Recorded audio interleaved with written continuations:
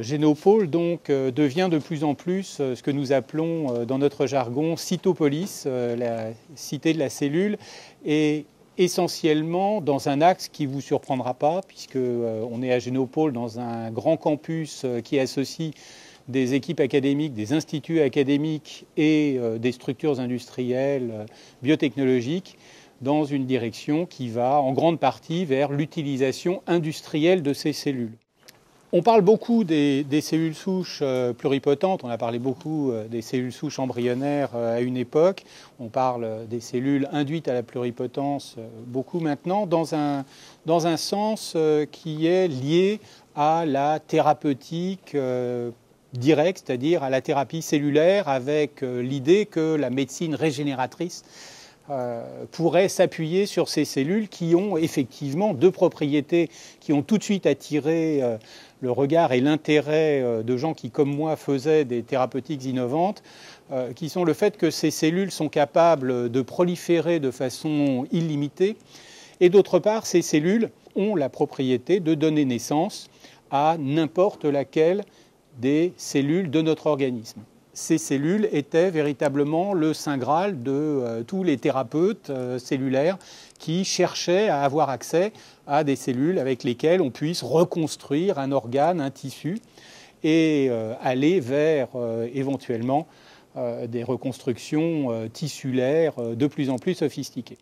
Il a fallu apprendre à travailler avec des robots, à mettre ces robots au service de la production de ces cellules, d'une production parfaitement normée, standardisée, quelque chose qui devienne non plus un outil académique, mais un outil industriel pour la recherche de médicaments avec leur système de criblage. Pour ceux qui ont visité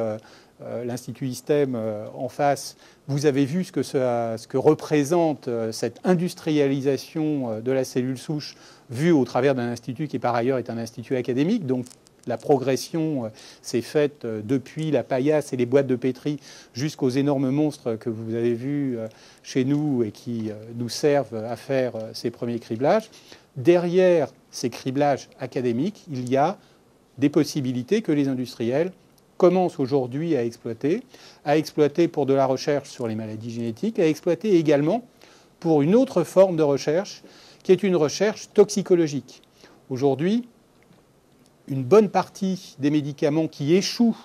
en phase 3, qui échouent au moment où les industriels ont déjà dépensé plusieurs centaines de millions d'euros pour essayer d'amener un médicament jusqu'au patient, échouent du fait d'une toxicité qui est liée à des particularités dans notre génome ou dans l'expression de notre génome qui font ces particularités qu'une petite population, quand elle est trop grosse, on se rend compte de la toxicité très vite. Finalement, on est capable d'abandonner les médicaments bien avant la phase 3. Lorsque ça ne concerne que quelques pourcents, maximum 10% de la population, ces médicaments vont jusqu'en phase 3, très souvent, sans être jusque-là repérés comme des médicaments toxiques. Et ça n'est qu'au moment où la diversité génétique humaine est confrontée à ce médicament que les industriels se rendent compte que la molécule sur laquelle ils travaillent depuis des années et dans laquelle ils ont investi beaucoup de millions et beaucoup d'espoir se révèle toxique et ne peut pas aller sur le marché. Cette toxicité, elle peut aujourd'hui être évaluée in vitro, en tout cas c'est le pari qui est fait par un certain nombre d'industriels, dont Selectis. Cette diversité génétique humaine conduisant à une toxicité de sous-population est une autre façon d'exploiter le criblage que l'on peut faire de médicaments sur ces cellules souches pluripotentes, ou du moins sur les dérivés de ces cellules souches pluripotentes.